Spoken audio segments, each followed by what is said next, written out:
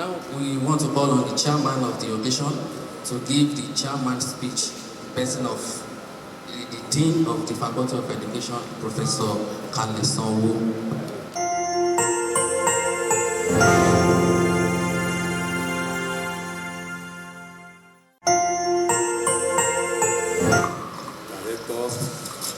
We are present.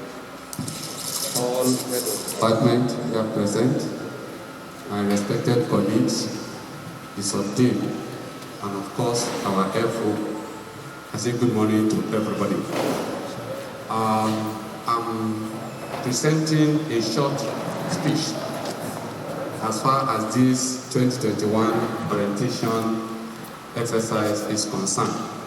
And I titled this my short speech or address as empowering the student teachers for effective teaching practice exercise. This speech is to acquaint you students, trainee teachers, student counselors, and student office administrators with some hints that can make you to perform excellently well in your forthcoming teaching practice exercise. Hence, I implore you to be active and attentive in this orientation and note all the secrets of success of the teaching practice, industrial attachment, practicum that will be discussed with you by various resource personnel from our faculty. After the orientation,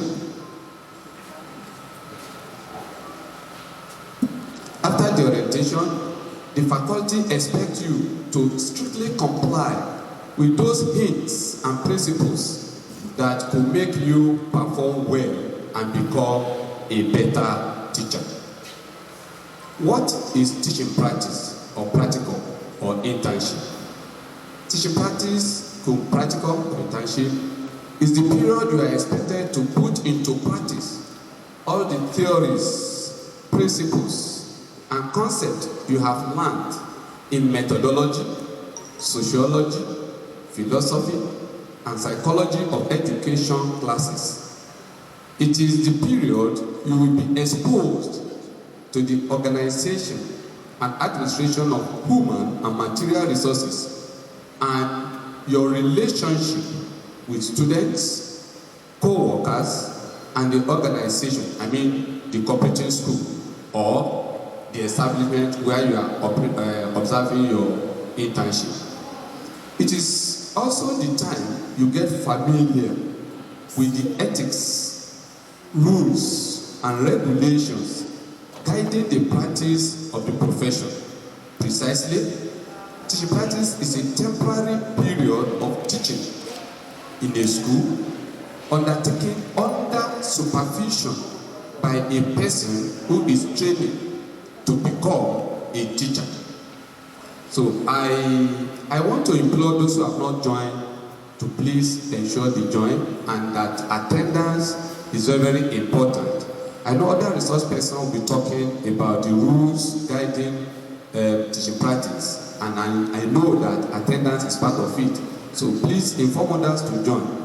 During this exercise, students are expected to observe, learn, and participate in all teaching, learning, and general school activities. This exercise is a compulsory course for all the students registered in teacher preparation program in Nigeria.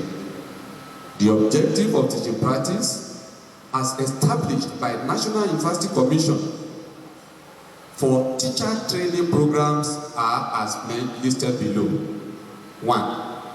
Expose student teachers to real-life classroom experience under the supervision of professional teachers, providing the forum for student teachers to translate educational theories and principles into practice. Enable student teachers discover their own strengths and weaknesses in classroom teaching and provide opportunities to enable them address their weaknesses and enrich their strengths. It's an opportunity to familiarize student teachers with real school environment as their future workplace. Provide student teachers with an opportunity for further acquisition of professional skills, competencies, personal characteristics, and experiences for full-time teaching after graduation.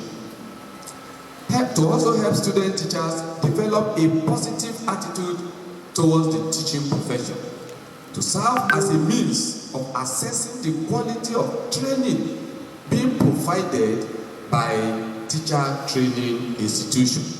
These are the cardinal objectives of teaching practice as established, submitted, and supported by National University Commission. The implication of this is that there is nobody that could be awarded degree in education if you don't have practical exposure and experience to either teaching practice.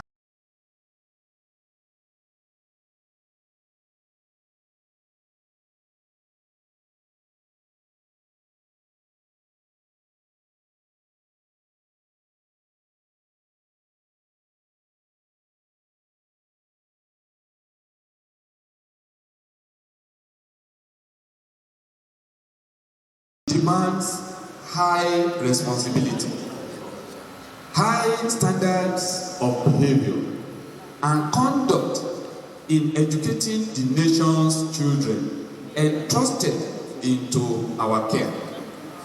Teaching creates all other professions. Teaching is a very noble profession that shapes the character, caliber, and future of the individual. Teaching is a profession. Teaching as a profession is as critical as professions like medicine, law, accountancy, just to mention a few, because it requires dedication to purpose, knowledge, expertise, and advocacy. I need to remind you this. I know it's not new to some of you, but I need to let you know that teaching is a noble profession and that you can become anything with your first degree in education. And if you get government job, there's no way you can be shortchanged. So I'm emphasizing this because some of you may have negative attitude towards the job. You may be there because you are not admitted for law, for medicine, for mass comm, ab initio. But now that you find yourself there, I'm imploring you to make good use of the opportunity that you have.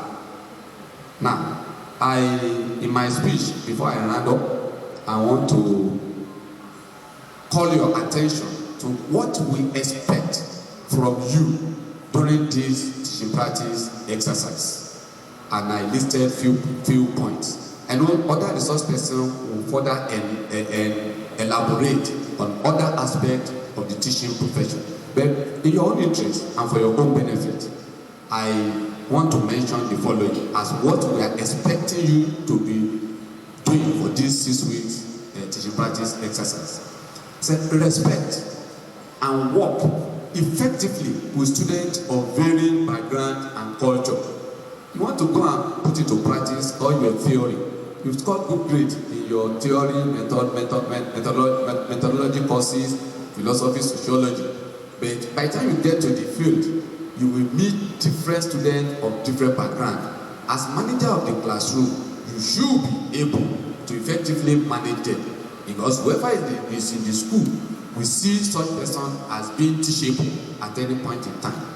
2, assume the various responsibilities of a classroom teacher as given by mentor teacher. That 6 weeks is to serve. And I don't expect you to be complaining when other assignments within the school, within the 4 walls of the school, or that are related to profession are given to you. 3, plan instruction and learning experiences which recognize the individual needs and differences of students. In the preparation of your lesson plan, you need to put all these variables into consideration and make sure that you are able to drive all members of your classroom, irrespective of their background, irrespective of the level of their acquisition.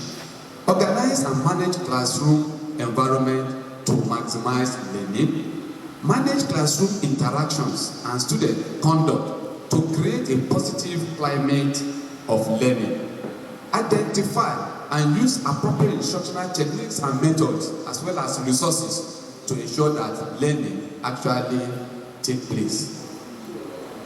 So, lastly, accept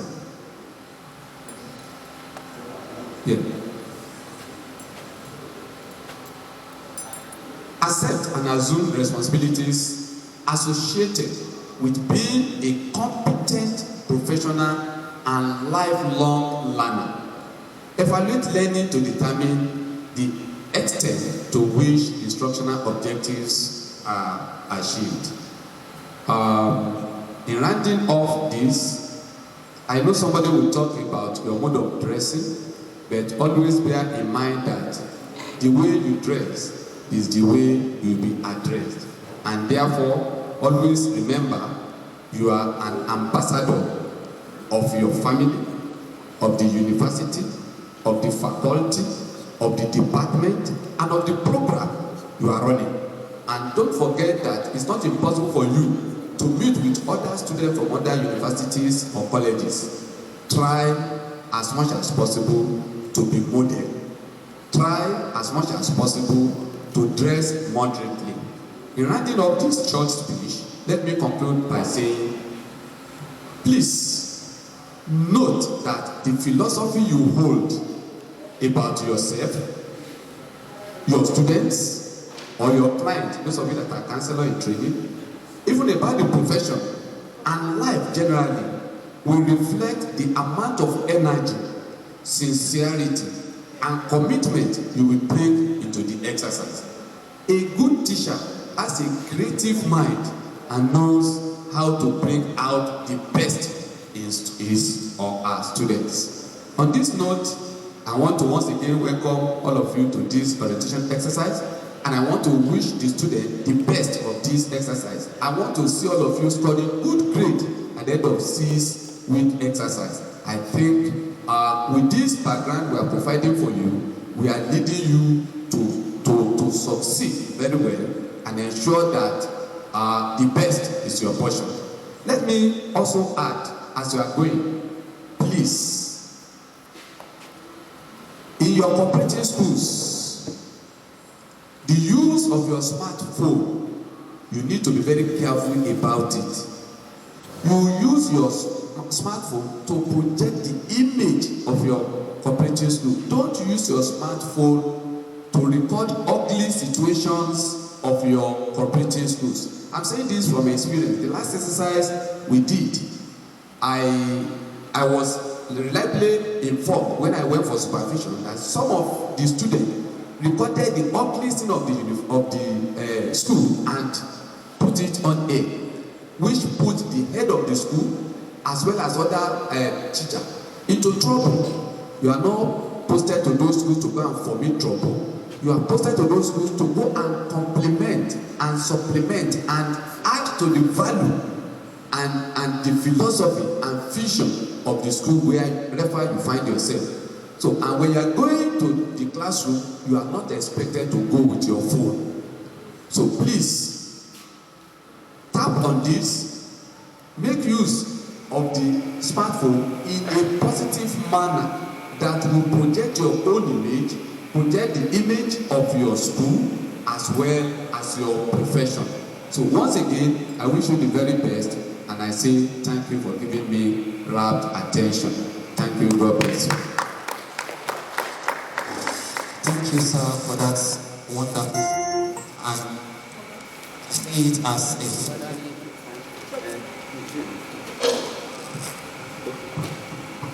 I see it as a friendly advice to the students you have spoken to, and I want to believe they have taken note of everything you have mentioned to them. Thank you, sir.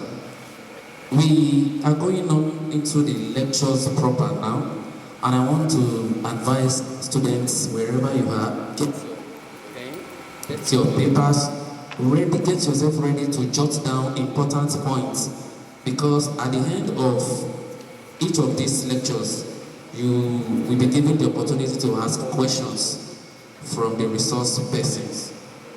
In all, we'll be having 5 lectures in the course of this program, and each of the resource persons of our HODs, they are here seated and ready for us.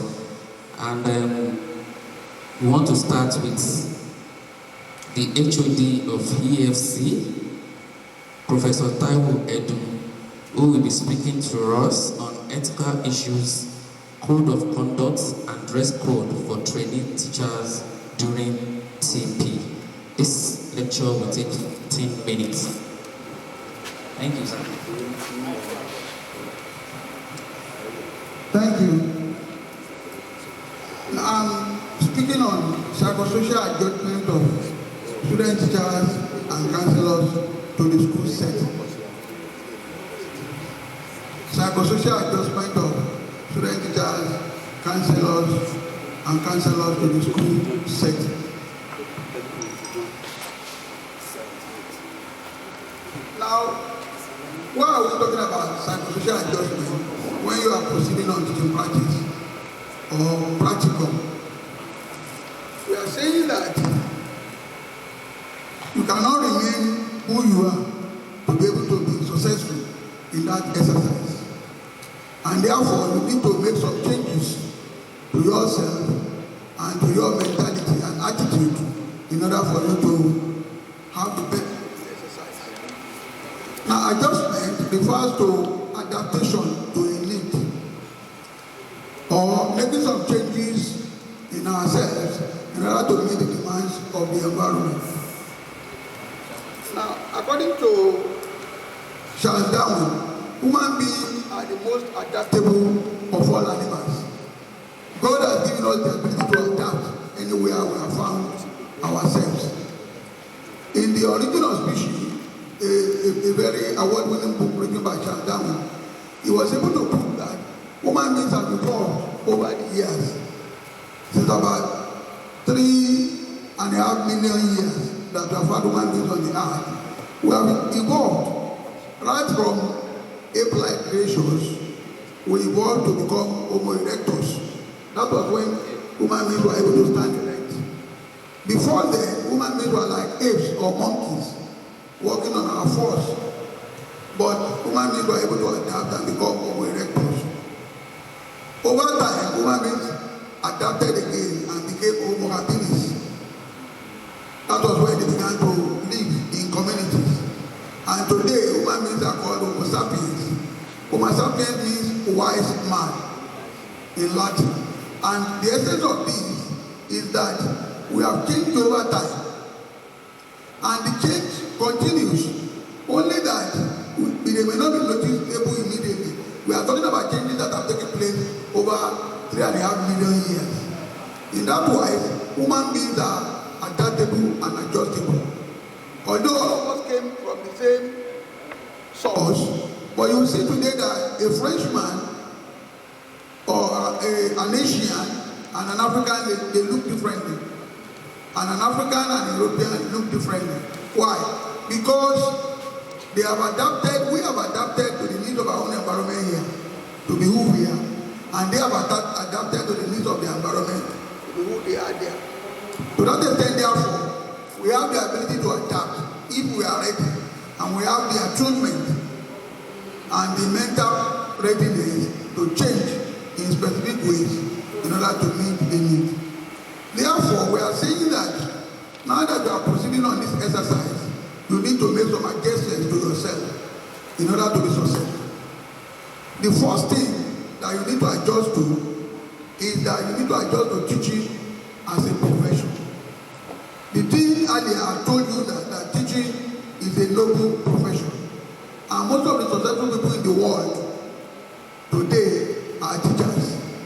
We can mention names of those who have made tremendous name and image from the teaching profession. We all know the Nobel laureate Wole.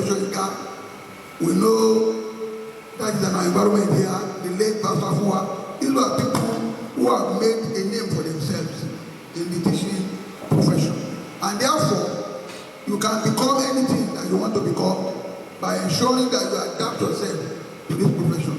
All of what you are seeing here we read education, we are teachers, and we are not doing badly. To that extent, therefore, you need to adjust and know that, at least for the purpose of this exercise, I must comport myself and meet all the demands of the teaching profession. Because it is a noble profession that many people in the world have made a name out of. And you can equally make a name. You can equally make a living from this profession if you are training yourself to it. Second, you need to adjust to the dual status of a teacher and a student. In this exercise, you are going to that school as a teacher, and therefore you must comport yourself and carry the image of a teacher. But on the other hand, you are also a student, because this exercise is an examination. It's a compulsory course that you must pass. If you don't pass it, you cannot graduate. In that sense, therefore, you must be able to adjust yourself to that dual status of ensuring that as a teacher, you act in local parentage to students in your classroom. You are a model to them, and they should see you as somebody they want to model after. This has implications for the way you dress. It has implications for the way you comport yourself, the way you treat the students.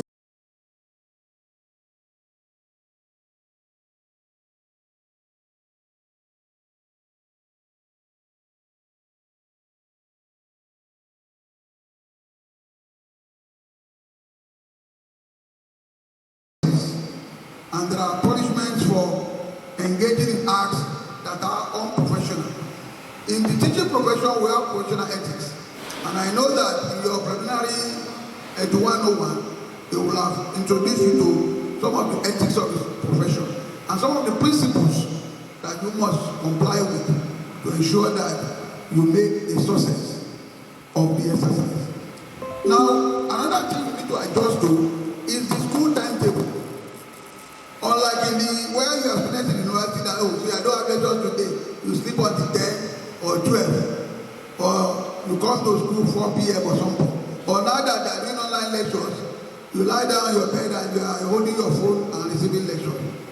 For the next 6 weeks that you are proceeding on this exercise, you must adjust to the school timetable. The school timetable says that every staff must be in school by 7:30 latest. You must be in school by 7:30. You must sign the attendance register just like any other teacher. And then you must stay throughout. You go to your classes. The duration of the class is 35 to 40 minutes. So you have to adjust yourself to all these things and ensure that you deliver your lessons. You must ensure that you prepare your lesson note, and you are also under supervision. In that school, there will be a competent teacher who looks at your lesson note, or depending on the decision of the principal, he might assign the role to the vice principal or even to himself. So to that extent, therefore, like we have said, you are having a dual status. You are also learning, and you have to learn from them. You must understand that those who are going to meet in those schools, they are your leaders in the profession, they are your elders in the profession, and therefore you must treat them with utmost respect and be willing to learn from them. It is a crime for your lesson note not to be signed and you take it to the classroom. And it is even a bigger crime to go to the classroom without the lesson note.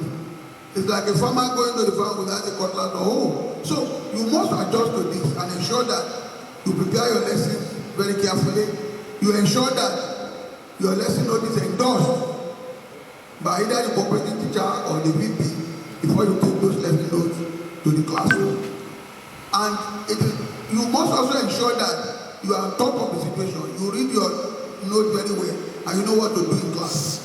It could be frustrating or strange if you go to, we have seen many of you who go to class and you now be reading your lesson note to students. No.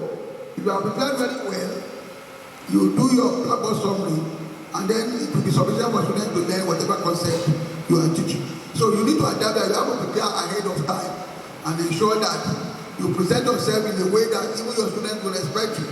But if you don't go to class and you are fidgeting because you are not well prepared, it will amount to not being prepared and your students will not be happy. And then some of the time, that's why students disrespect teachers. But if they know that you know your onions and you are doing your job and you are focused, they will respect you because those students are eager to learn and there will be a lot that they want to learn from you. 3, you must adjust to the classroom interaction system. The classroom interaction, the staff room interaction system. Now, many times when we go on the practice, we see that some schools separate student teachers, they sit in another hall, while the permanent teachers sit elsewhere. We have encouraged them that they should allow student teachers to sit among the teachers, so that they also have a sense of belonging. There are so many things you can learn from them. You can be very lazy book and go, Mr. Alabaja, please, what do I do about it? They have the experience. They can tell you, why can't you look at it this way? Look at it this way. You might think that, okay, you have been exposed to modern techniques of teaching and new technologies, especially the ICT. But they also have the reservoir of knowledge. And they can share the experience with you in such a way that they will make you better. And you will also perform better in the exercise. So you must adjust and interact very well with them. So because you are also equally learning from them. Right? And then, just as you are learning from them, you also must participate in all school activities. You must participate in all school activities. It's not because I'm a student teacher, no. In the assembly, you must be there. In closing, if it is a day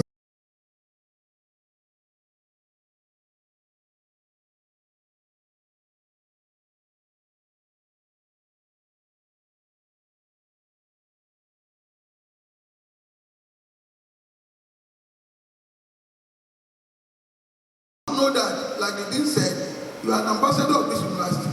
And we're proud to go there and your principal or whatever will tell you, oh, we have enjoyed these students, they have done well. So, to that extent, therefore, every bit of what you are doing will count into your assessment. And that is why when we come there, we first of all go to the principal, we also take his own reports. And that will go into ensuring that, into the score, we are going to award for you.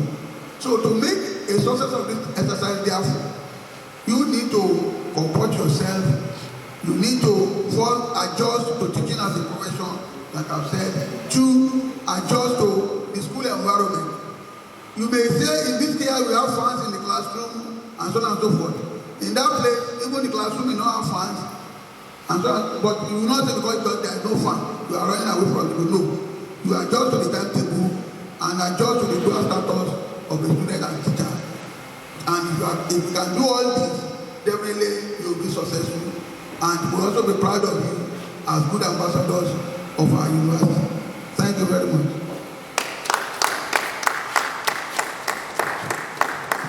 Thank you, sir, for that wonderful lesson. And I want to believe that the students are taking notes of everything. Like I said earlier, there will be an opportunity for students to ask questions at the end of the lectures. But now we want to move on to the second lecture of the program, and Professor OLADUNJOYE, the HOD, has said will be taking us through successful students' practicum in education, challenges and practical tips for classroom practice. Thank you, sir. Thank you, Mr. Chairman, the Dean of the Faculty, Chairman TV Committee, all the professors and all our colleagues. I'm to speak on successful students, practicum in education, challenges and practical tips for classroom practice. This is supposed to be relayed in 2 sessions. So after me, the next person I think will be talking about what I have not covered. Well, students, let me congratulate you that you have the opportunity of learning under seasoned teachers, professors and lecturers. We shall reach something in academics or in academia. We shall reach seniority, and we are readily available to learn from those who are before us. And you are carrying that image and experience to your field of practice. To be successful, number one thing therefore is to cherish the senior people there, the teachers that are there before you. You just heard from the last speaker, Professor EDUN, and from the Dean, Professor KALESANWO, that experience matters. You can't buy it from the market. Yes, those teachers are there, the principal, the vice principals are there for them to put you through. Sometimes we ask them about your behavior, about your conduct, about your relationship, about your comportment, your courage, your willingness to learn, your humility. We don't want to care where we are coming from. We know there are students today who are using vehicles, who are, whichever is the means of your getting vehicles. You want to be very careful when you go on TP. The way you run into the campus here, you don't run like that, your school of teaching practice. You are careful. If they ask you, this car, you can't bring it inside, you obey. Because you need this certificate and you have to be very serious. And so, on that note, I'm going to speak on things you should not do that can hinder your success, and those things you may have to do, in fact, you will have to do to attain the success you so much desire, or the success we desire for you, and the success your parents are expecting that you will experience at the end of the day. I'm going to be very practical, and I will mention some things that you may not count important, but are actually very important. Now, if you don't take care of indices of psychological breakdown, your teaching practice cannot be successful. For instance, well, maybe you are teaching for the first time, maybe not. This fear and anxiety of standing before the student is always there. The fear, the anxiety, you don't just have the courage. You are afraid, you are fidgeting. You don't know how to be about standing before them. Well, I give you a tip of what we were giving a teacher training many years ago. I remember some of our teachers telling us, one Mr. Dansu from EDUN, he was our teacher, our principal and pastor, a teacher in Chagam in those days. He would say, look, when you get to that class, regard all the teachers and supervisors, including those who come to supervise you, as part of the furniture in the class. Don't see them as human beings, see them as furniture. And we all laugh and clap. And it gives you courage when you see everybody as nobody. You are not rude, you are not to feel that you are better than them, but you just develop some courage that they are like some of these furniture that could not talk. And then you go on, you take care of fear and anxiety. Well, if you allow fear and anxiety, it will lead to what we call mannerism. Mannerism could be artificial. Mannerism could be natural. Artificial mannerism, you just find yourself at the crossroads of a dilemma. In a dilemma, the crossroads of making decisions and taking wise steps. You find yourself repeating some things. You find yourself saying, you find yourself, you even lose your sense of spelling, your sense of, your communication is having challenges, and it's because you are afraid. So your mannerism could be natural. If you are a natural stammerer, if you stammer naturally, you should have learned from experience that you have to cool down. You don't rush, you cool down. Don't rush your words. If fear and anxiety collide with stammering, you have a failure outright. Because the greatest embarrassment you can have is for any supervisor to be around, and then you are stammering your way through, and you are brilliant, but you can't talk. Who is going to help you? So, be careful with about artificial and natural mannerism. Again, if you allow fear and anxiety to go on, you may find yourself diverting to irrelevant topics. Listen, students. One damage you may bring upon yourself is not to prepare. I'm coming to how you should prepare really. The damage of not preparing enough. You find yourself vying into irrelevant topics. For those who know a little thing about accounting, budgeting, financing, and funding projects and activities, one thing they will tell you is that you don't vie, is it fair or vie? You don't divert money or fund you meant for one program for another. Now you don't stray away from the right path. You are teaching nouns, for instance, and you are just teaching a chunk of, not even a chunk, a spice of noun, just a tip. say you are teaching proper now, and because you are afraid and some things are already giving you challenges as you see the students, you find yourself jumping from proper now into abstract now, and then you drop now and you are teaching verbs. You are jumping into topics that are either not relevant for that day or you are mixing things too many. Now the danger of mixing things is that mixing things that are not relevant to what you are doing is to give yourself the opportunity of, that leads me to the next one, becoming a victim of students' correction. I don't know whether you understand that. All right, I will tell you. I had reasons, I think about 2 or 3 times. I remember one specifically, AUD school, Ijebode, many years ago. I was there on teacher supervision. And I found that at a point, the teacher was writing something on the board. I was afraid. Incidentally, she was teaching English. And a student in the class, the teacher was writing something on the board. I was afraid. Incidentally, she was teaching English. It was. And a student in the class, the teacher was writing something on the board. I was afraid. Incidentally, she was teaching English. It was. And a student in the class, the teacher was writing something on the board. She was teaching English. And a student in the class,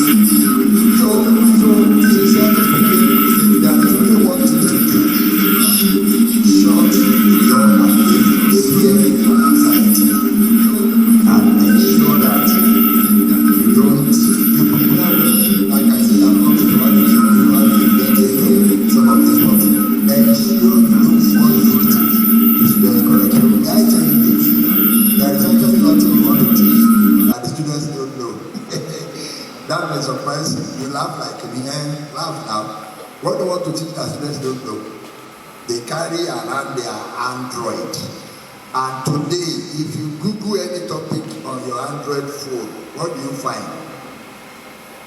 Virtually everything. You want to teach them gerondative or gerund in verb. You want to teach them, continuous verb. And the students know that when you say ing, swimming, standing, coming, running, jumping, yes, it's a verb. But they also know that it is a gerund. Maybe somebody's talking about that yesterday while browsing some other things on Android. He knows it's also a gerund. And a gerund is a noun.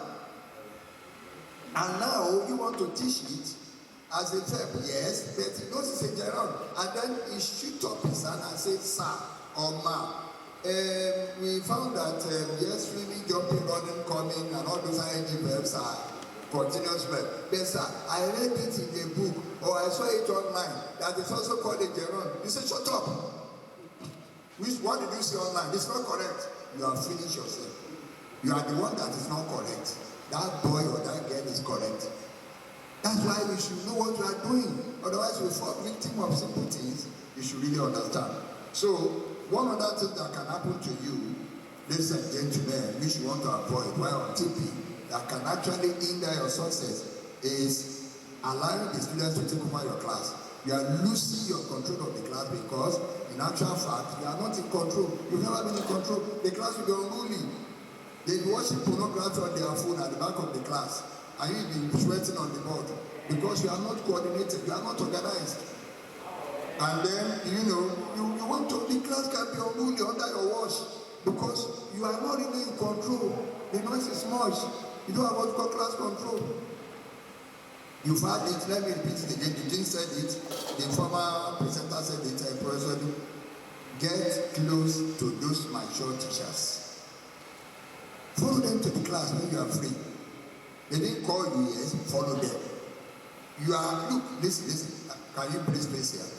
You are learning, and what you are gaining now is going to go a long way to help you in the future. You are learning beyond TP time. Yes? You had both of them telling you about mentoring and mentorship. if you learn from your teachers, it's going to stand with you forever when you start teaching others. Now, having said that, let me come to the second part as I resume round off. What do you do to take care of some of these psychological lapses that can ignite failure, except you are careful? Number one, prepare well. Preparation. Write your notes. In the education system, you must have learned under general methodology that we have curriculum, we have syllabus, we have scheme of work, we have lesson plan, we have lesson notes. You are not in teaching by accident. You are there to learn and to teach. Look, learn curriculum. Be familiar with the curriculum of your subject. Be familiar with the curriculum of your subject.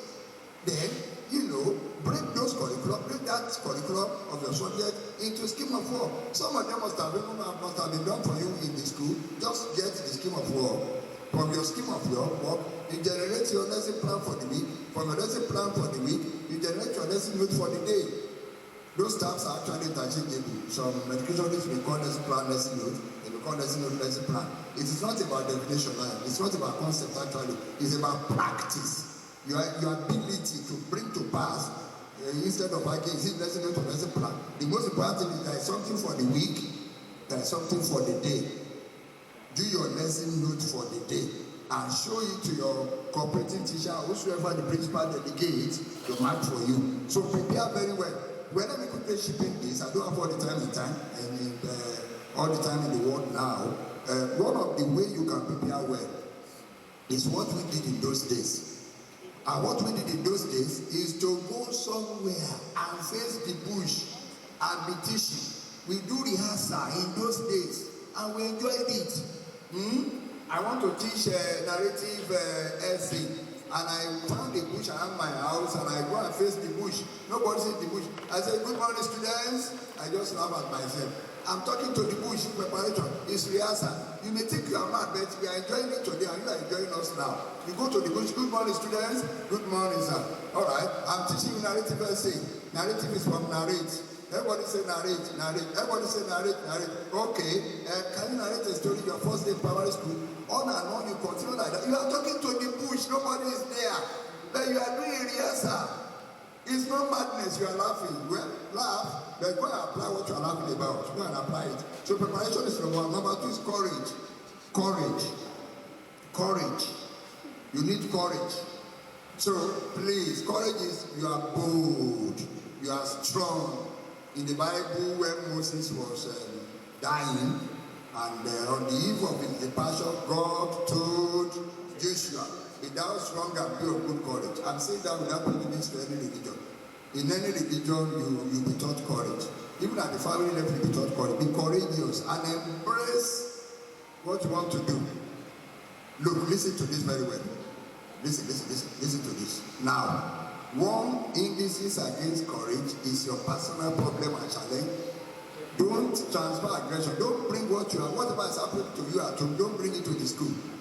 When a student said the personal problem and challenge, don't transfer aggression. Don't bring whatever is happening to you at home, don't bring it to the school. When a student said the personal problem and challenge, don't transfer aggression. Don't bring whatever is happening to you at home, don't bring it to the school. When a student says the personal problem and challenge, don't transfer aggression. Don't bring whatever is happening to you at home, don't bring it to the school. When a student says the personal problem and challenge, or what whichever the date or while you are, before you go to the class, you can consult any of your teachers and ask questions. You need skills, you need methodology, do your revision. And as you are doing this, it will be easy for you to confront the class and you have a variety of methods. Then have a working knowledge of your subject. I've touched that a few minutes ago. Don't think those students don't know. They know. And you don't want to fall victim of being corrected by the students. Have a working knowledge of the students. Actually, one of the easy things that make you flow when you get to the class is that you have an understanding of your subject. Look, listen to this. Teacher of English, for instance. Do you know the difference between as, have, and add? Do you know it? Don't go to the class and say, I have, and because we didn't study, you know, as and have. As and have are verbs, they are auxiliary verbs that go with present perfect tense. I use as an have. Number one, to report an event that started in the past, the result of which you can see in the present. Two, to report an event that started in the past and continue to the present. For example, you have a tenant in your house, and somebody saw him, behaving somehow, and then you say, is he your dad or uncle? No, he's our oldest talent, the oldest tenant. He has lived in this house for 10 years. Not he had, because he's still in your house. So that's the present perfect. Clap for me. That's your problem. Now, and then you have add. Add is used to report two past events in the order of occurrence. Alright? When were you born? You don't even know, but you want to get married now. And I asked from your dad, when is this Jumoke born? Well, I can't remember. Oh, Prof. Okay, I remember. Something happened when she was born. We lost Grandpa. Okay, I know. Grandpa had died before Jumoke was born. That's where you use add. You want to report two events in the past time in order of occurrence. These are things you must study. If you don't learn it, you will be miseducating people. We've got a generation, I'm sorry, it's your generation. We've got a generation that has transferred learning and reading and studying to the dustbin of anarchists. You are pursuing money. Look, that money, you don't need it. It will run to you when you are ready. Alright? Finally, mind your communication. Mind your communication. Don't use vulgar language. Don't abuse the students. Don't call them coconut head. What's your own head? If you say somebody's head is coconut, when you are not in blockhead. So please, don't use vulgar language on the children, on the students. It could be counterproductive by and by.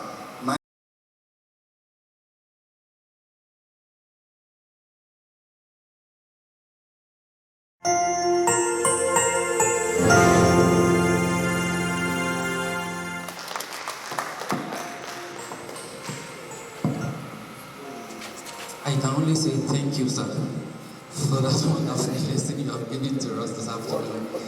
God bless you, sir. And I want to believe our students are taking note of all these things. They are very important tips you will take to the field in the coming weeks. Thank you, sir, once again. We are moving on to the third lecture of the day, and it's just like a continuation of the just concluded lecture now. It's titled Successful Students Practicum in Education, Challenges and Practical Tips for Classroom Practice.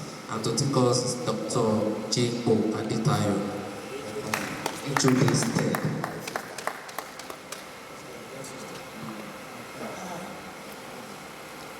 Thank you, the coordinator. Let me stand on the existing protocol. Most especially, I want to appreciate the presence of our EDUN, the professor there present, and all my colleagues. I want to say a big congratulations to our students for this privilege that you have at this particular moment. And I want to believe that you have learned one thing or the other since the commencement of this program. I want to establish it that my Egbon and my Oga, Professor S.A.O, OLADUNJOYE, has done justice to that topic. But I would only like to add some other practical tips for the classroom practice, what will make you to be successful.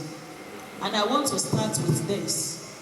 He already mentioned something that relates to planning, but I want to emphasize that there is need for you to prepare adequately for your lesson, because your failure to do so will quickly give you out to your students, and it may be difficult for you to have a firm grip of the class again.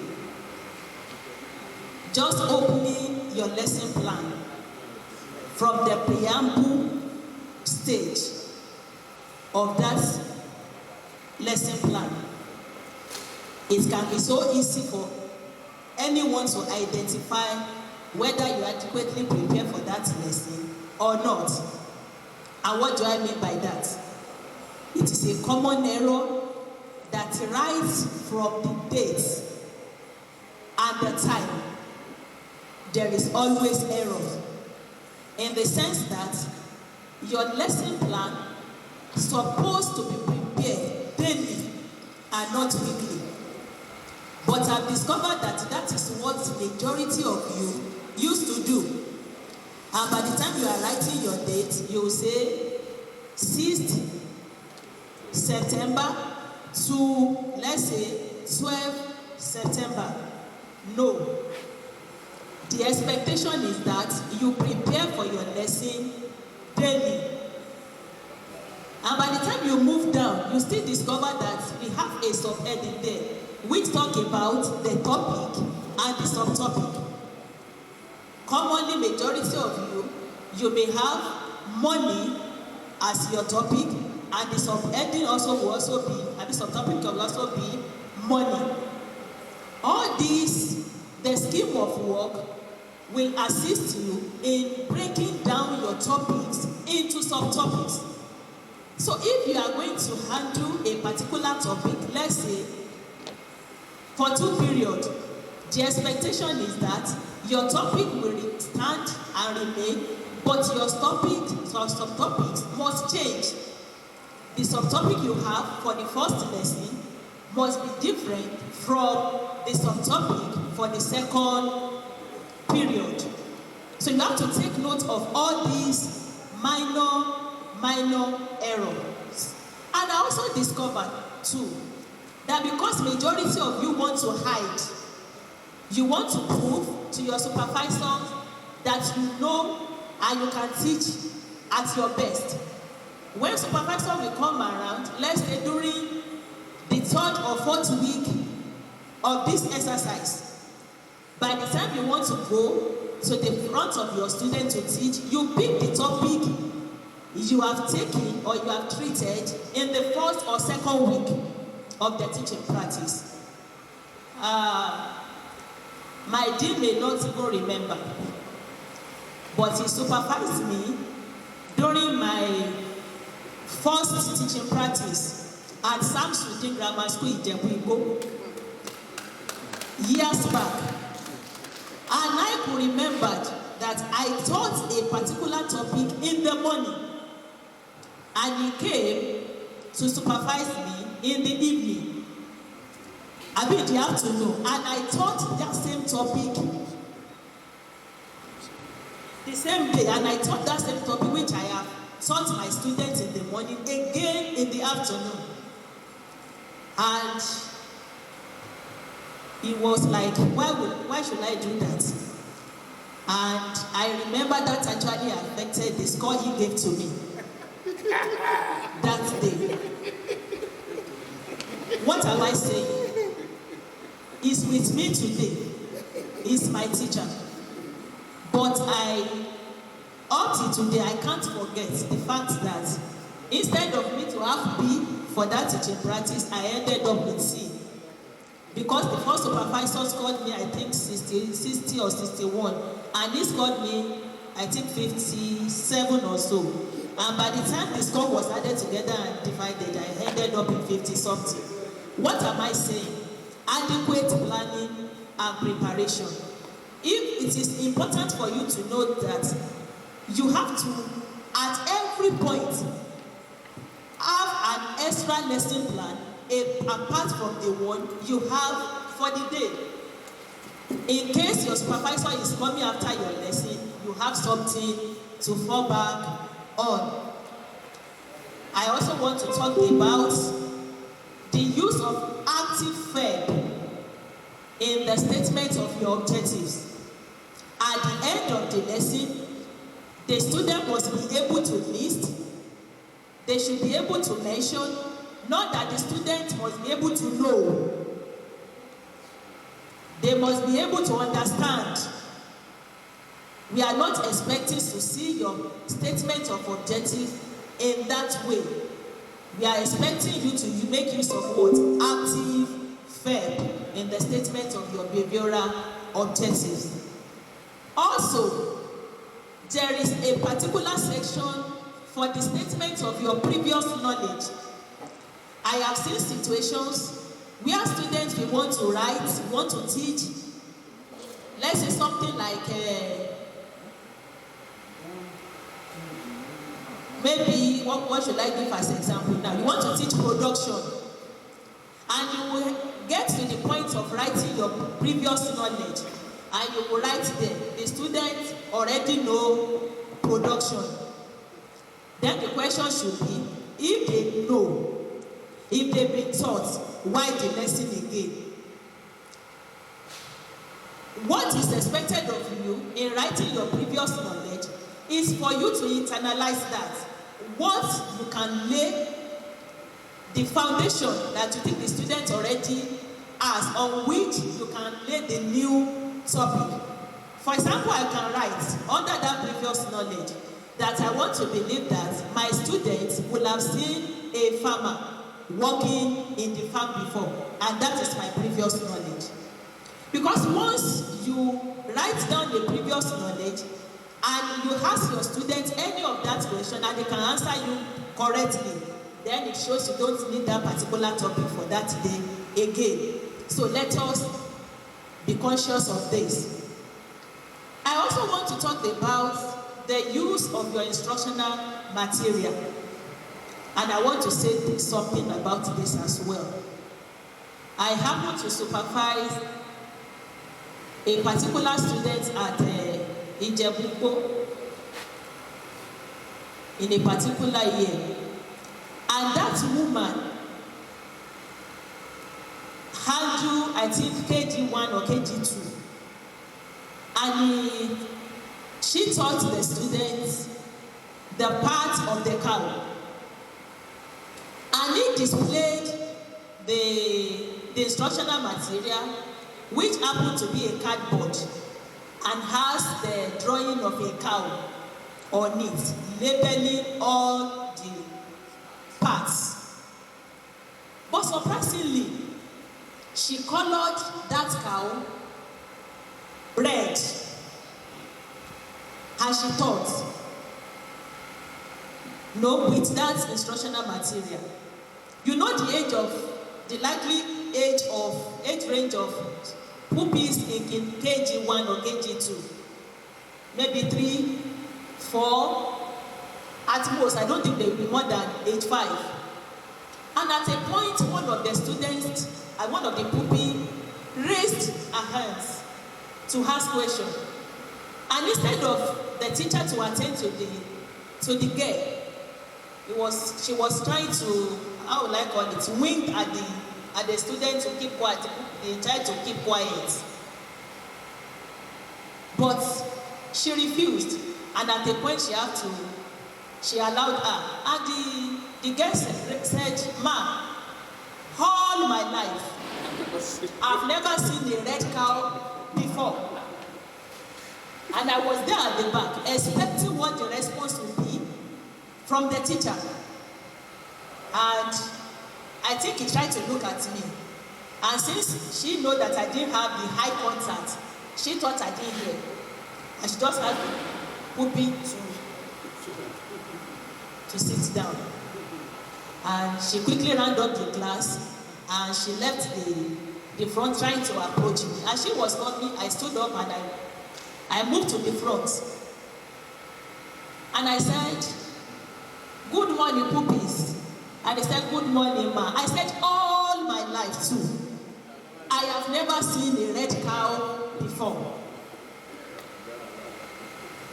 You could imagine what happened. She started crying at the back. And I said, "See, students, do you know what Auntie did?" They said, "No."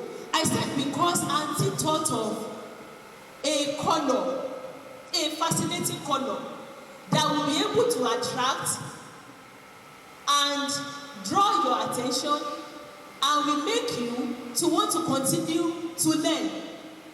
And I said, she knows that color red is very, very attractive and fascinating. That is, behold your attention. That is why auntie colored the cow red. I said, clap for your auntie. And I said, now, tell me, what are the colors of cow that you have seen before?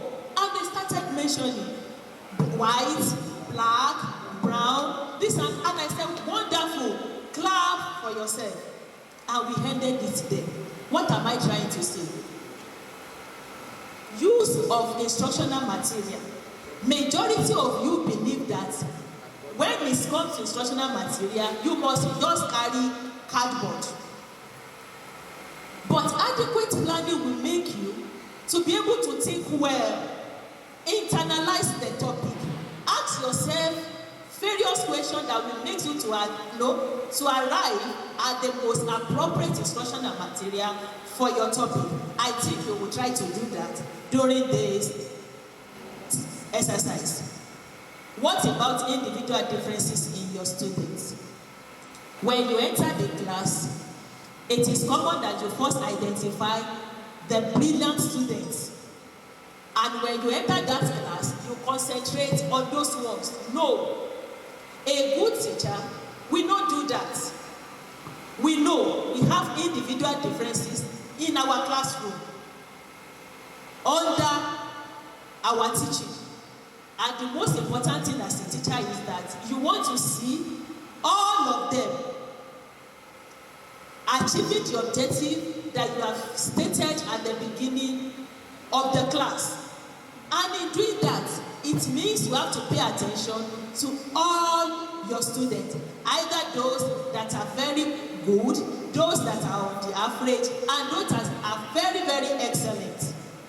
And how to do that is for you to give all of them opportunity of participating in the class. There's nothing wrong if you ask any of them questions and they get it wrong.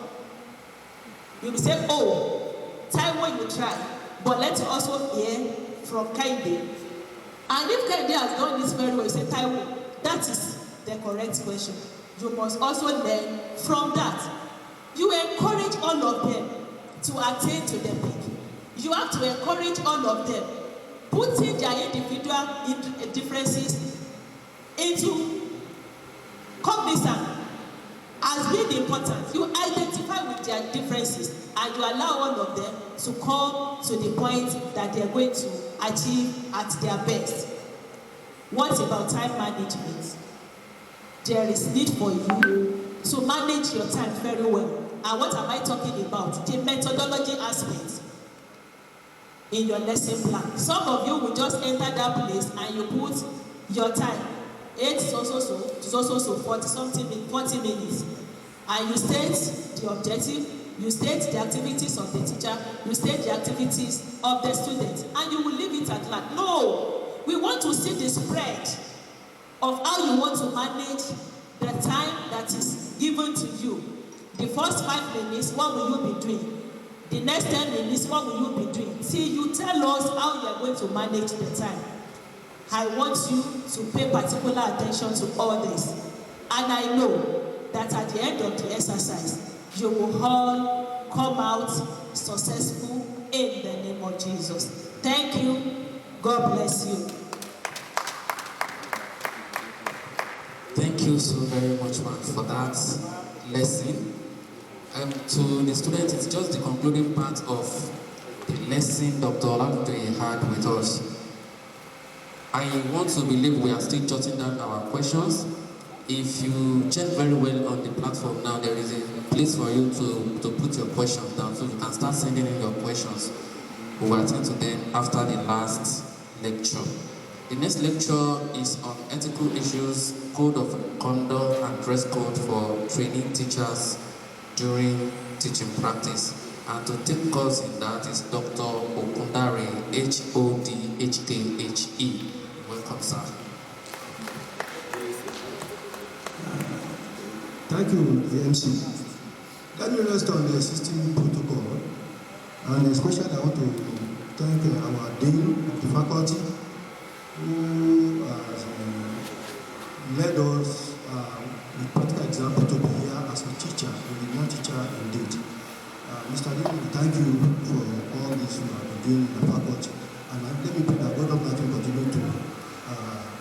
enrich your wisdom and bless you. Yeah, my professors in the faculty, our colleagues and the HODs, I thank you all also for this opportunity. Let me also thank our students for joining this program, and let me wish them well, because it's a great opportunity for you to be part of this exercise by now. We know that only 400 level students are being engaged in teaching practice, so that because it's a course in the faculty that we need to fulfill all requirements, and by that, we want to believe your experience in the last exercise will give you the leeway to be able to succeed in this forthcoming teaching practice exercise. I want to harrow my topic is on the ethical issues, the code of conduct and dress code. But let me rest all those topics in one, and let it rest or focus on the word to be a good ambassador. Want to be a good ambassador or be a good ambassador. We have been told that teaching is a noble profession. And my job has been made easy by the earlier speakers. My job has been made easy by the earlier speakers, from the Dean to Professor OLADUNJOYE, Professor ADETAYO also. And I want to believe the next stage that we talk after me, we should also mention one or two things. And what we are talking about on this talk is just on morality and how to be a good ambassador, because a student teacher that are going on training by now. I've said it that you have the experience in the last exercise. It will not be new, but we need to remind ourselves of what we should do and what we should not do.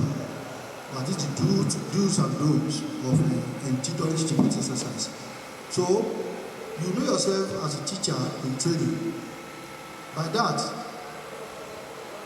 the area of methodology in classes or in your special areas in school, in the university, at 200 level and 300 level, will even help you to be able to do well or perform better during this exercise. Because you have been told that what are those things that are required of you. You have been told of how you relate with your teachers in school, that is the supervisory teachers who are in school, your teachers who are written in school, those are the supervisory teachers. And you have been told how to relate with the students also. Because it takes two to tango. You must ensure that your stay in the school should be profitable to both sides, particularly you as student teachers. Because during that little time you are spending in the school, you are supposed to note that you are under strict supervision of many group of people. One, apart from the supervisors from the university, who are your teachers that will be coming to supervise you at randomly or anytime so desire as will be appointed. Then you should also know that the teachers in those schools, who the school principal or the management team in those schools, are supposed to be supervising you before the supervisors from the university comes around.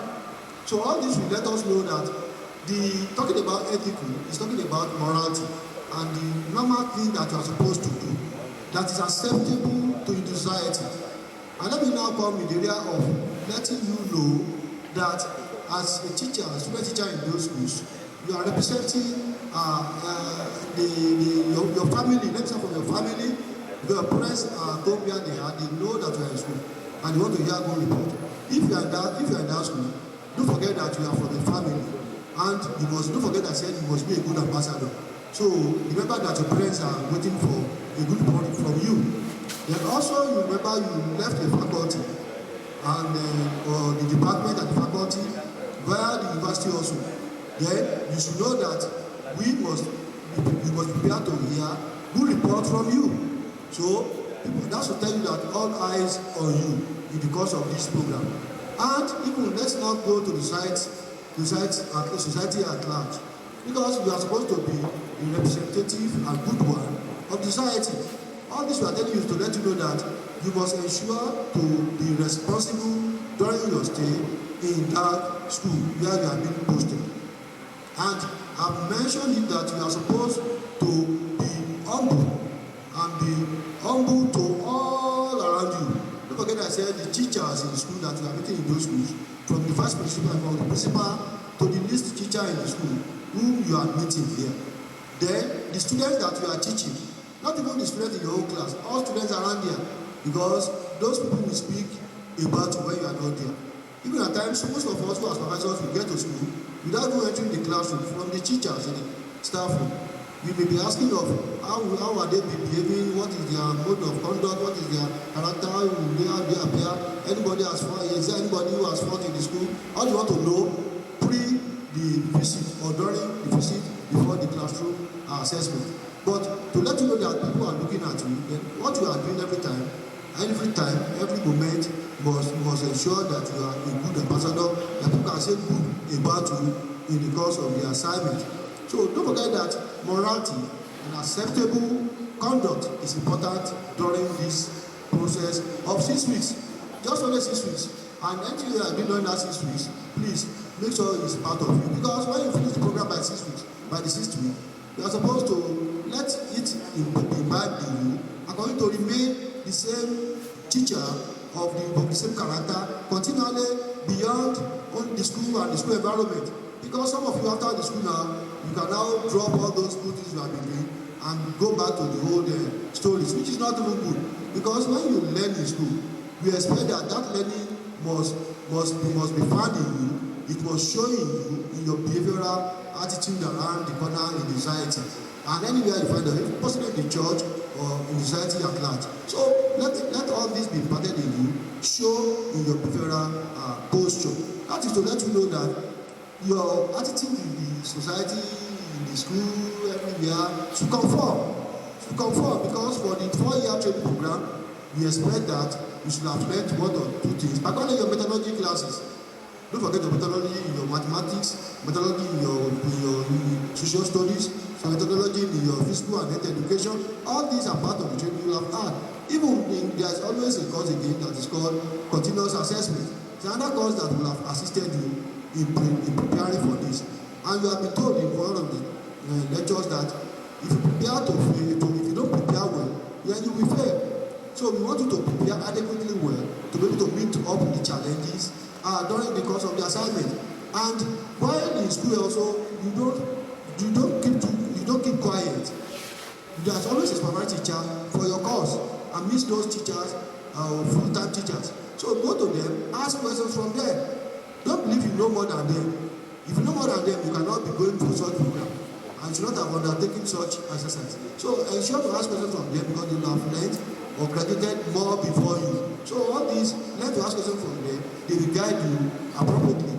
And when you do all this, when you ask questions, don't be rude. Don't be rude because of interacting with the teachers in school. You have to be friendly. You have to be friendly and prepare to relate very well amidst others. Because sponsors will come to school like I've told you, and they want to know more about you. The story being said about you will be recorded against you, not in your favor, and that will affect your grading also. Let me go also to the area of the right approach to life during teaching also. Because some of you, when you get to school, the students, you see them as, a lecturer just mentioned it, see them as a tree or as nobody to teach them. Really just to ensure you have courage to be able to discuss without having fear during teaching. But notwithstanding, you now come, let me come from this angle that you must see them as important also, because they may assist you in the course of the teaching, and they may even assist to even fail because of the study. If you are not friendly with the students, some of you will be bullying the students, you coercing the students, you are not friendly with them. You don't do that during teaching. You must be friendly with them during teaching. If you are friendly with them, they will appreciate you as you teach, and they want you to teach them always. They want to have your classes always. So you have to ensure to relate to them in a friendly manner. And when they get home, they can even remember what you have taught them. But if you don't teach them in a friendly manner, automatically they will not have interest in your subject. When you come the next day, you see the reaction from their face. The body chemistry will show that, or the body language will show that they are not welcome. So all these are areas you must learn to know. And when you are in that class also, you have a lesson notes or lesson lesson plan that you have written, and you have been told that it must be duly signed before you go to the classroom. It must be duly signed, hence that gives us the authority to teach. If it's not duly signed, then you cannot teach the lesson. You must ensure that it is duly signed by the supervisory teacher, and that gives you the chance to teach. And when you are teaching also, then ensure that the students, you use good words for them. Don't use vulgar statement or vulgar words. Because some of the students will be, I was in a school somewhere in Norway, telling them, you guys, what are your problems? You know, I want to see, he repeated that 2-3 times. I said, how can you be calling them you guys? Are you in the town? Are you in the street? They are students. If you don't know their names, you just tell them and when you talk to someone, call a name or call their names. And as a teacher, you must master their names within the 1 week of being in that school. You must know the names of your students, if not all, at least names of 3/4 of the students in that class. So call them by their names and master those ones that are even good and have courage to ask questions. And you don't discourage students from asking questions. You must give for all questions they are bound to be an answer. So learn to talk to these students and appreciate them. Any question they ask, see the questions as good also. And having noted that also, you want to go to the area of classroom management in the course of this teaching. You have been told once from one of our lecturers. That's why I said my job has been made easy by my previous lecturers or speakers.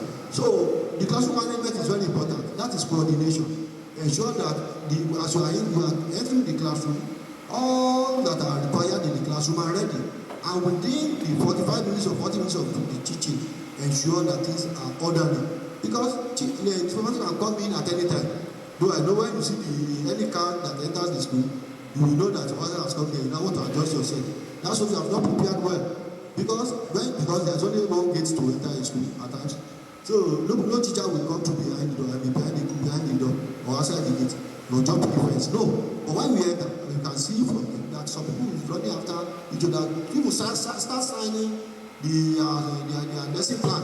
That time that the supervisor is around, he will tell you that the supervisor is not in school or was not in school yesterday. He could not sign it. No, that's not the way. You must sign your lesson plan a day or before next week. Get it ready so that you are ready for the lecture, for the next opportunity that you have the following week or the following day. These are areas you must do, and the students must be well kept in the classroom meeting, very neat, in a very neat environment. And don't forget there is a process in the lesson plan. Follow that duly in that process and ensure that things are done well. No teacher will come around and go ask you if you have done well. So try to comport yourself and be courageous. So let me go finally on the issue of the dress code. Since time is not our friend. Thank God that you have had an experience the last one. This is your second TP. So we don't need to talk much because you have been told this. But if anybody falls victim of this, then there's always a penalty for all this. So the penalties are going to be stand on you because by now you're supposed to be matured and as a teacher and even above those students you are teaching. And like we have heard from one of our lecturers that you are going to be addressed the way you dress. If you dress poorly or badly, they will address you in that manner. So if you dress poorly or badly, you will be addressed in that manner. So anyhow you dress in school, you must ensure you comport yourself in a good dressing outfit. Corporate indeed. Because as a teacher, you are supposed to be a model to those students. And I want to believe the people you are meeting and the full-time teachers are normally dressed. They dress well. It's one of those training they should have acquired. And we have told you here.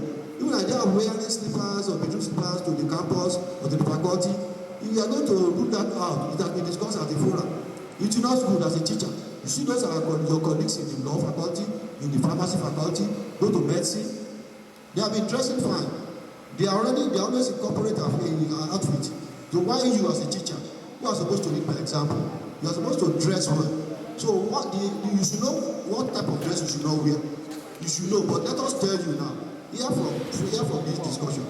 One, idea of using necklace or necklace during and opening up your chest. It's not good as a guy, as a man or as a boy. You don't open your chest as a teacher. What are you showing them? are you showing them? Your singlet under it will be showing to students. Doing what? What is that informing the students? Even I want to believe your foreign teachers in schools will listen to me. Because they tell you, if I get to school and I find you in that manner, it's going to be a serious matter. So you must dress well, but even use tie as a man or as a boy. Use a tie. Look neat. Let your trousers be okay. You can see your lecturers in schools the way they dress. You cannot see us dress in that shabby manner. So please ensure to dress well for boys. And use good, if you can wear suit, wear it. You cannot afford it, wear shirt and trouser and a very good shoe. It's okay for you. Then you are good to go. So please dress neat. I will not say much beyond that. Just say dress neat. So that people will appreciate you and you will be addressed in a better, in a good manner. So for ladies also, those are people without no string and some other, use some chains at your legs, use some funny things, and your skirt and your blouse or skirt cannot go below the knee. All these are not too good. And so because by the time you are on the board, people with your students will be looking at your back. You cannot bend down to pick a chalk or a duster. It's not good. You have to represent the image of the university and the person we are together. So please ensure to dress neat. We can't be telling you all this by now because we thought you should be mature and understand the rules of the game. So please ensure to dress okay every day and every time. When you now leave the program, continue to dress in a very good approach, in a good manner. So learn to do things correctly. So because, like I said, you must let this your training appear or show your preferred attitude during and after the program, not during the program alone. So my dear students, please, we may not have all the time to say all this, but to let you know that there's always scores on assessment in those areas. When lecturers come, we have our assessment booklet also. And all these are there, dressing code. It is there. When you get there and you are not dressing well, you score 0 or 1. And when you score 1 over 5 or over 10, it's a serious matter. That will make your score will reduce. So please, all these assessments you do here, and the other schools does that also. So please, I want to implore you that you should be able to do those things that we have just told you from all quarters. And the slogan I want you to note from this talk, also, since you have noted that you are going to be a good ambassador of the society, your family, the institution, then I want you to have at the back of your mind the slogan of I can do better. That is courageous. When you say that to yourself, it's positive. It's a positive statement. Tell yourself now that I can do better. Then ensure that your approach to doing better for you to do things aright. When you don't do those things aright, then automatically success will surely become yours. These are those areas just want to let you have a feeling. And I've just told you that this is the second experience. Your first experience will have introduced to this one. So please ensure to cooperate with us so that we can cooperate with you more. I thank you all for the attention.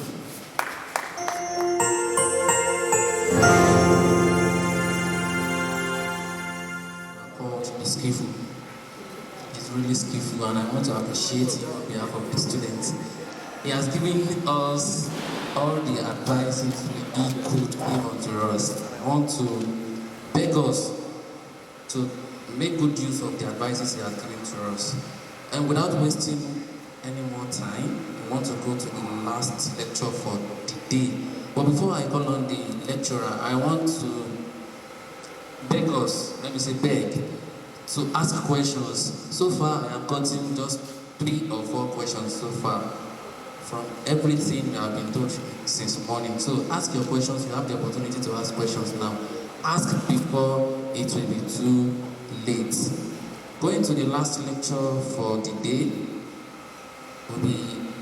the lecture will be on teacher trainings and school record slash classroom management. And to take us in that is the HOD EMBS, ably represented by Mr. Akim EDUN.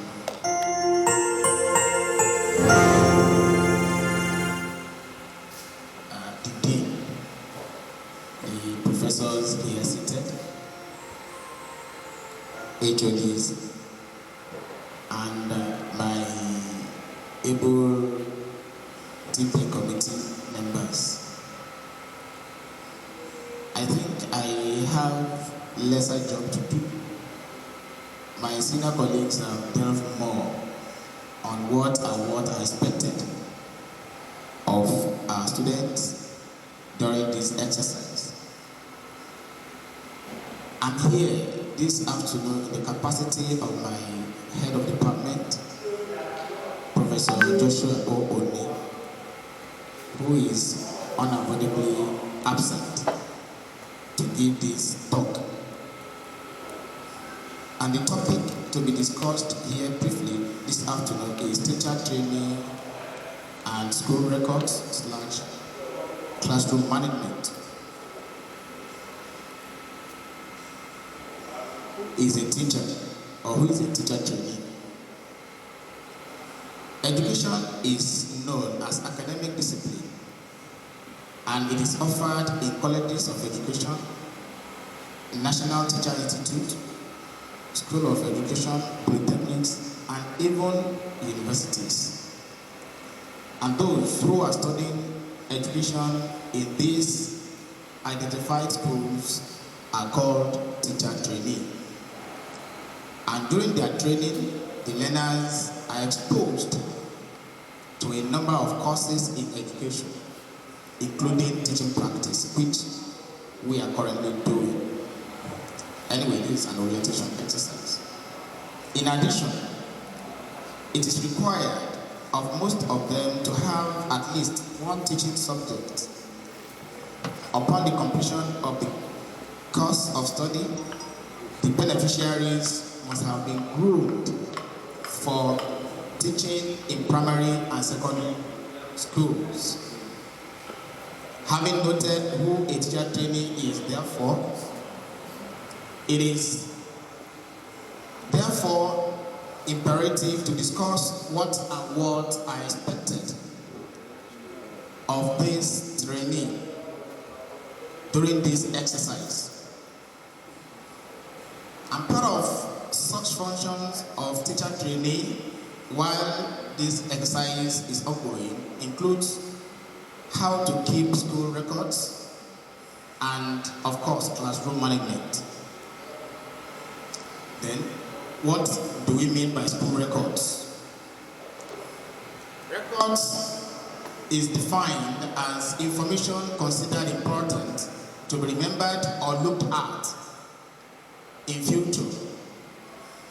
It could be about a person, group of people, an event, or series of events.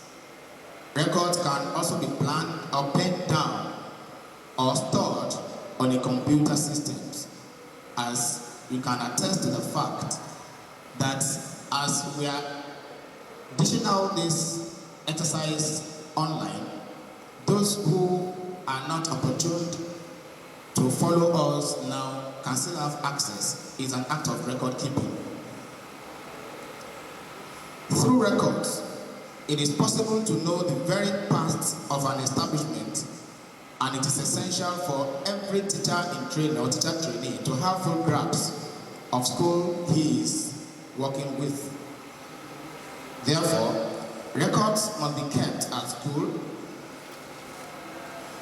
Teacher training must be a keeper of up-to-date records.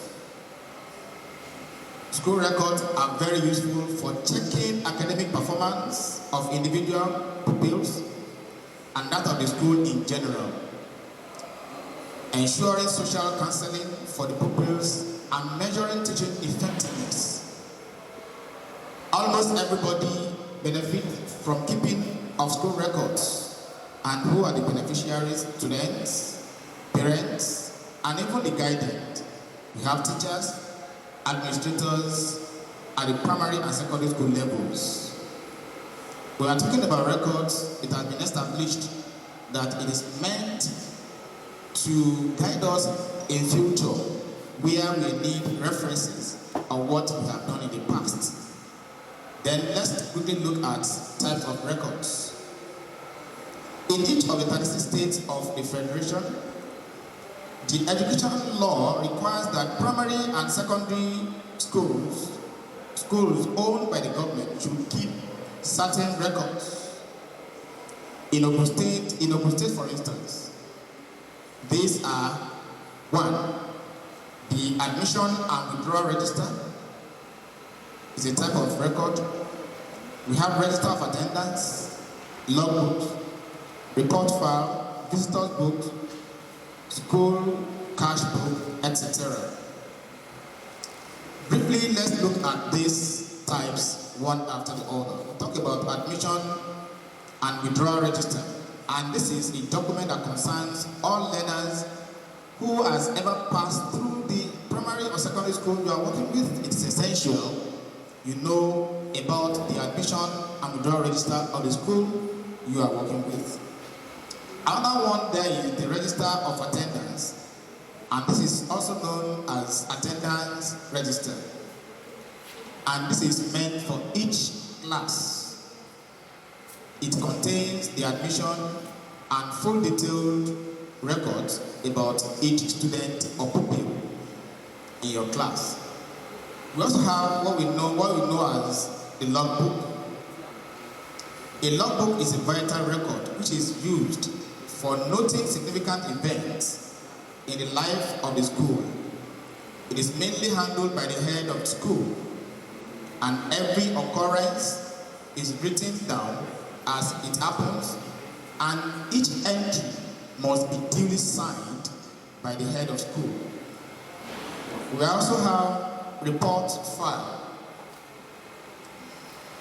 The inspection or observation, or even the correction that is made by the staff or officials from the Ministry of Education, their observations must be kept, must be reported. Their report must be submitted to the head of school for keep.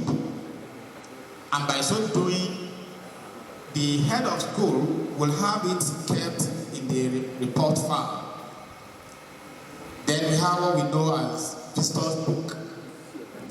Many people pay visit to the school for various reasons, and such individuals include officials from ministries, we have Team Service Commissions officials, we have traditional rulers, we have even some officials from other government parastatals.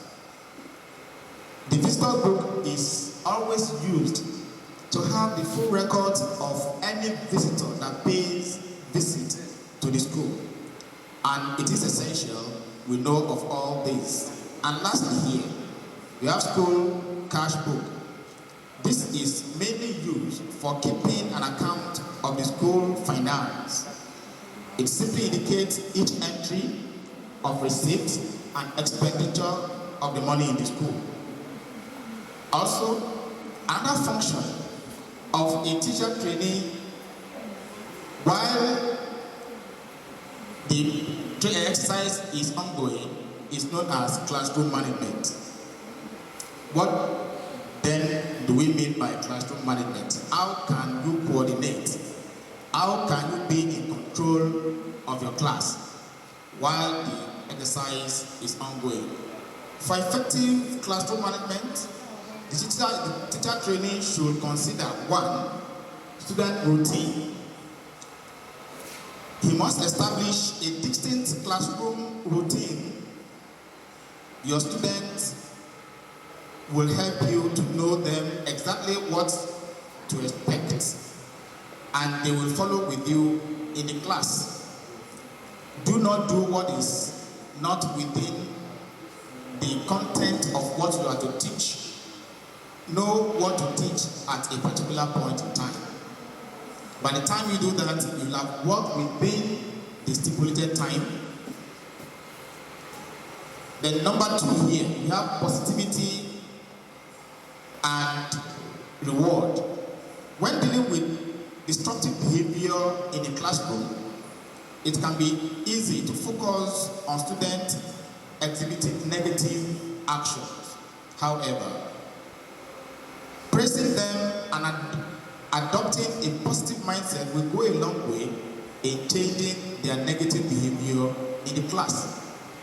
Do not always concentrate on the students that are of bad habit or of bad behavior in the class. Rather, you have a positive mindset in seeing that the objective or objectives of what you are there to do is greatly achieved. And number 3, clear rules and boundaries. Although being personable with your student is important, yet it is also vital to have distinct rules and boundaries. It is also important to follow through on the disciplinary statement you assert, because this reinforces your authority and discourages misbehavior. You cannot say because you want them to behave better, you want to have a positive mindset towards their misdemeanor, then you leave them the way they do. No. As much as you try to do that, still ensure that you exert authority. Let them know that you are there for business. You are here to make them better. You exert authority and you reinforce discipline. Another one here is practice what you preach. As a student teacher, be a positive role model and demonstrate how students should behave in your classroom. Like one of the earlier speakers have rightly said, that your mode of dress, the way you appear in the class matters. You cannot say something and do another thing. Of course, it will either make or mar your exercise. So ensure that you preach, you say same thing, and you do same thing accordingly. Students learn from your actions and words. Therefore, you need to offer a positive example for them to follow. If you are the type that comes to class making yourself a laughingstock for students, that is not how you want to achieve what you have come here to do. So ensure you be yourself and also make sure that you follow the rules of the game. Another one here is student voice. Give your students the power to openly express their ideas and make their own choice. Do not shout down students. There are some student teachers who are of the habit of shouting students down. Like one of my senior colleagues have rightly pointed out, that instead of you to listen, you even rapt attention to what the student has to say. So you are there to provide a corresponding way out, a solution to the question. Instead, you shout the student down. Don't do that. If you do that, there are likely to be 2 reasons. One is either you do not have full grasp, like Professor OLADUNJOYE has rightly pointed out. It's either you do not have full grasp of what you are teaching, and students now get your catch you at the corner. You want to save your face. Or secondly, you do not want to waste your time. So please do not shout them down. Give them free will to ask questions so you'll be able to provide the adequate answers. Conclusively, for all the points raised to be effectively carried out, you as teacher training should try as much as you can to establish a reasonable student-teacher relationship with your cooperating teachers and even your students during this teaching practice exercise. Once again, I want to join my senior colleagues in congratulating you to have witnessed and still witnessing this August exercise. Thank you.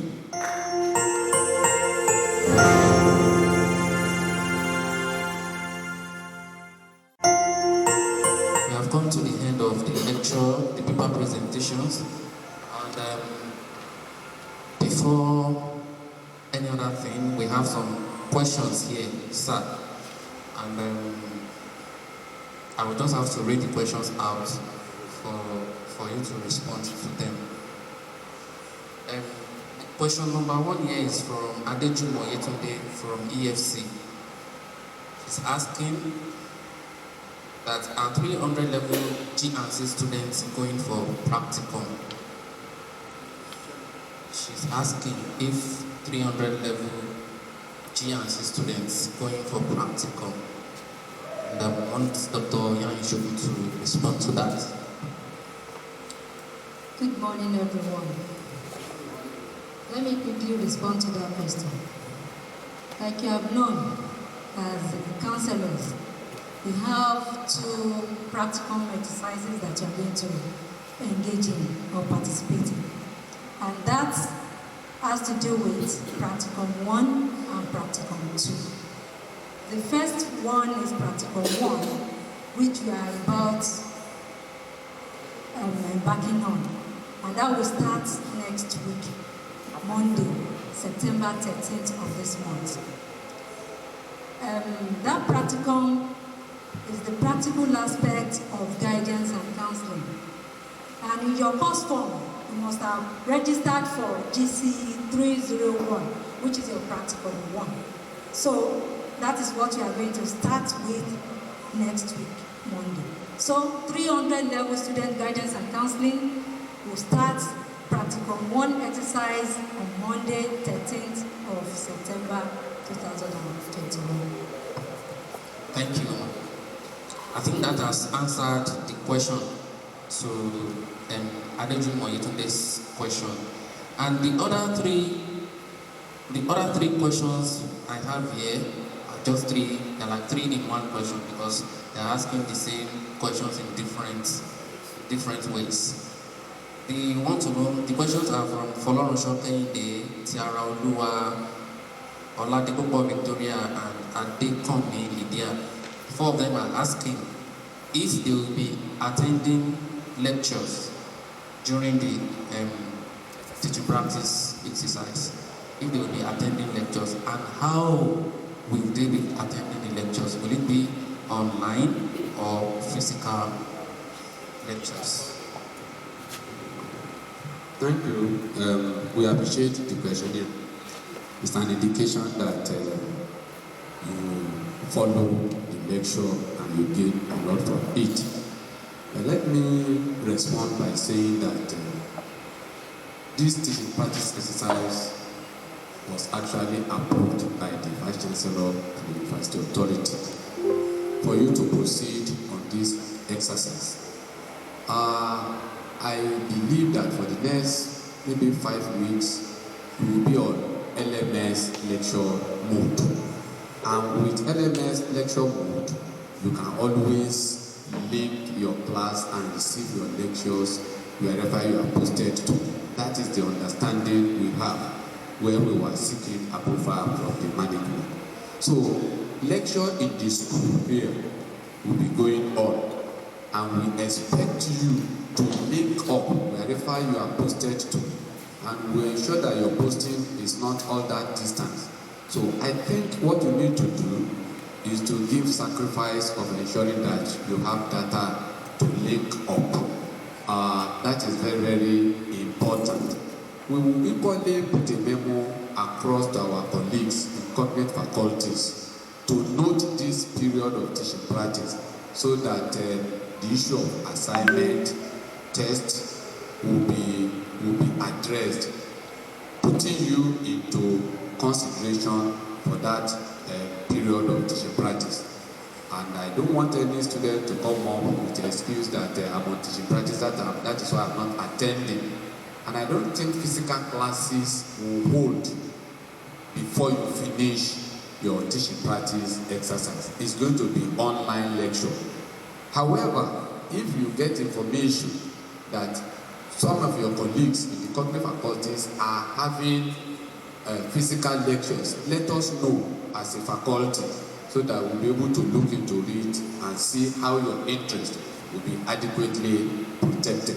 So I think that should have answered your question, but I can assure you that you don't need to be agitated because whatever we are doing is with the approval of the university. Having said that, I want to give a closing remark by trying to call your attention to some salient points of this orientation exercise. Attendance is very important. If you miss this orientation, it's true you have opportunity to the record to what has transpired here because we are going to upload it. But there will be sanction for you for not participating in this orientation exercise. You just have to note that it's not negotiable. Secondly, I want you to bear in mind all other speakers here have talked about adequate preparation. And that's what we call 5 principles of the 5 P's. Proper planning prevent poor performance. Let it be your watchword during this teaching practice exercise. Proper planning prevent poor performance. Always let it be ringing in you day in, day out. Also, in addition to what my colleagues have said, under ethics, under code of conduct, under rule of the game, on no account should you use any lesson plan that is not marked by your cooperating teacher or whoever is assigned to do that in your place of work. There, you must be able to ensure that your lesson plan is marked, and this is part of proper planning.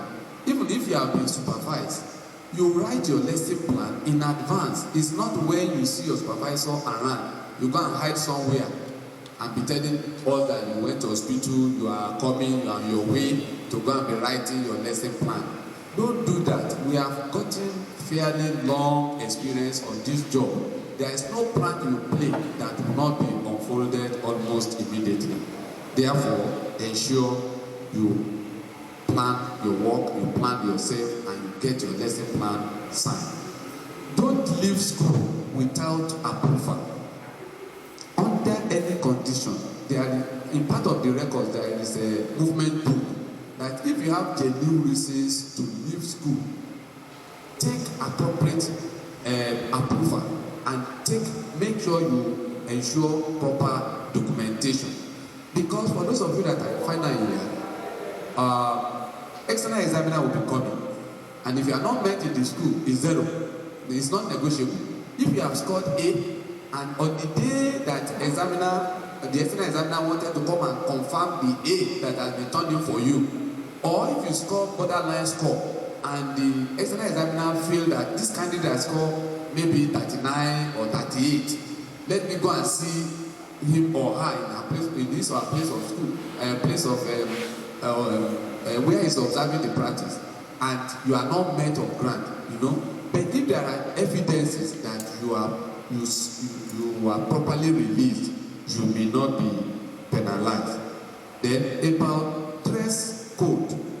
Those of us who we say we are entertainer, we are this or that. For this 6-week exercise, your haircut or your hairstyle must be decent and appropriate.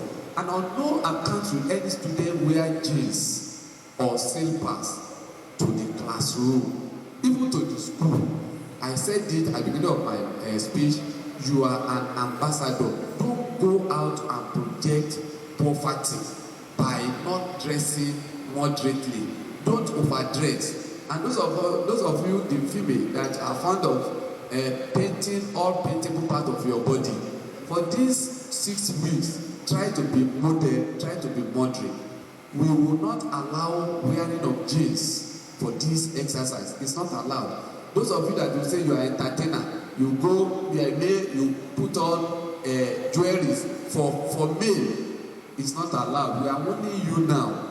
And those of you who go and do your hairstyle in such a way and say you are entertainer, you are a model, you are modeling or whatever, tattoo and all those things. If you are caught with all those ones, it's a serious offense in this art of training teachers. Please try as much as possible to be moderate in whatever you do and present yourself very, very neatly and acceptable to whoever cares to come your way. So lecture goes on. Teaching, practice exercise also is on. Try to manage yourself and adjust. It's just for maximum of 6 weeks. And I think you have been told that all things being equal, by next week, Monday, you will be resuming when Ogun State Secondary School students are resuming for the new session. So you will be instructed on further things you have to do. Your logbook, letter of posting, and all that things. The committee, who has been doing a wonderful job, will give adequate information from time to time. And whatever your platform, endeavor to check your platform for information.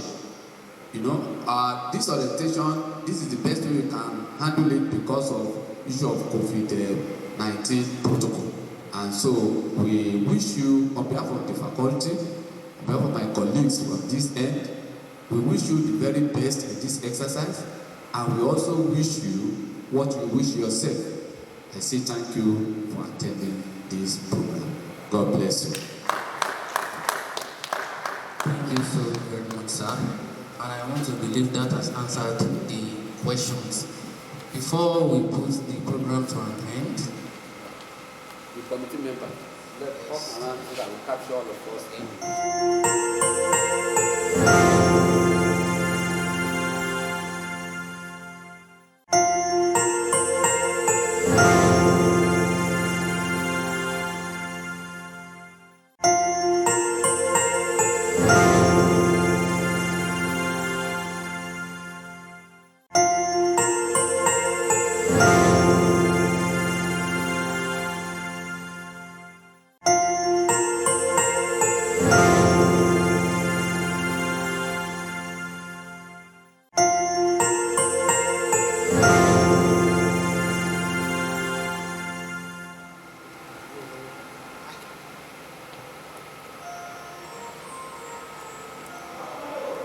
So remove the mismatch.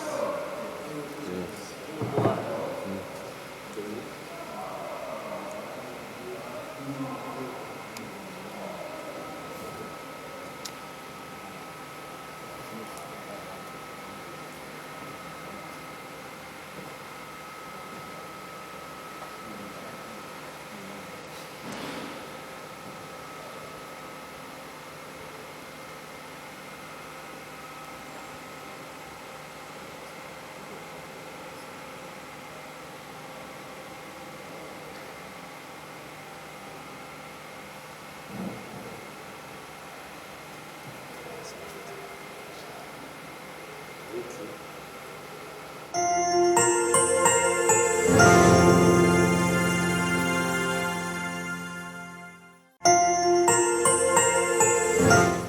These are the committee members taking the good program on the day, and some HODs are here. Dr. OKUNDARE, the HOD of D, is here.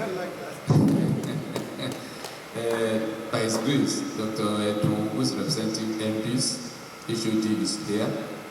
Professor OLADUNJOYE, the HOD for STED, has been here, has given this lecture. ASEO.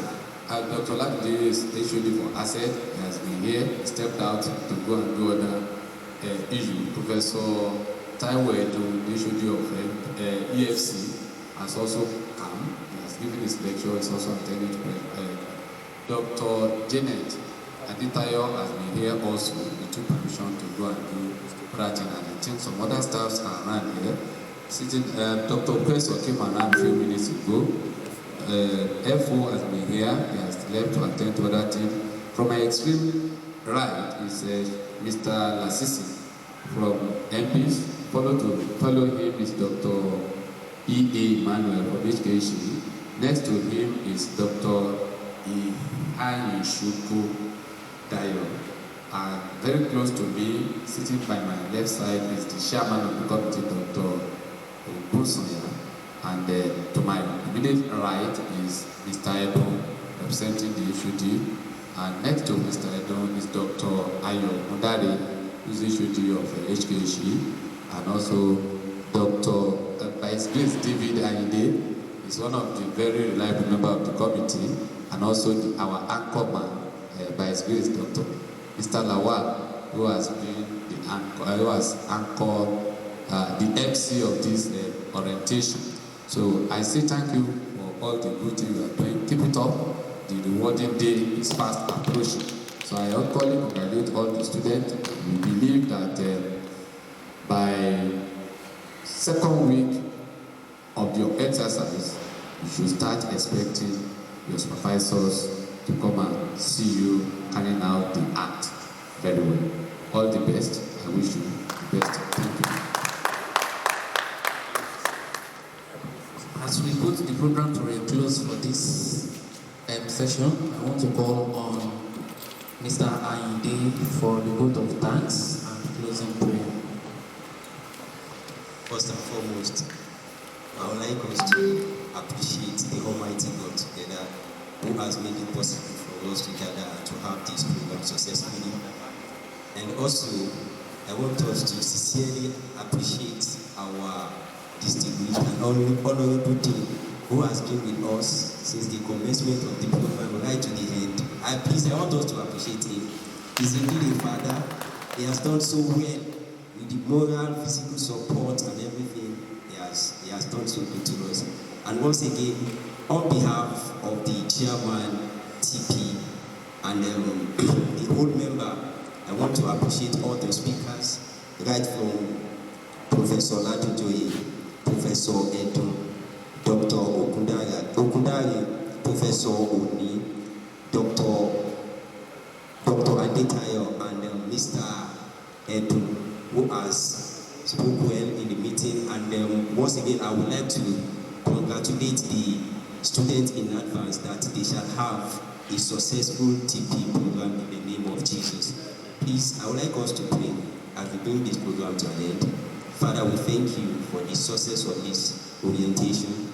Lord, we pray that every one of us going back to our various places, you grant us safe journey in the name of Jesus. And all our students, as they move from their place to the school, you will keep them, and there will be no casualties in the name of Jesus. Thank you, everlasting Father.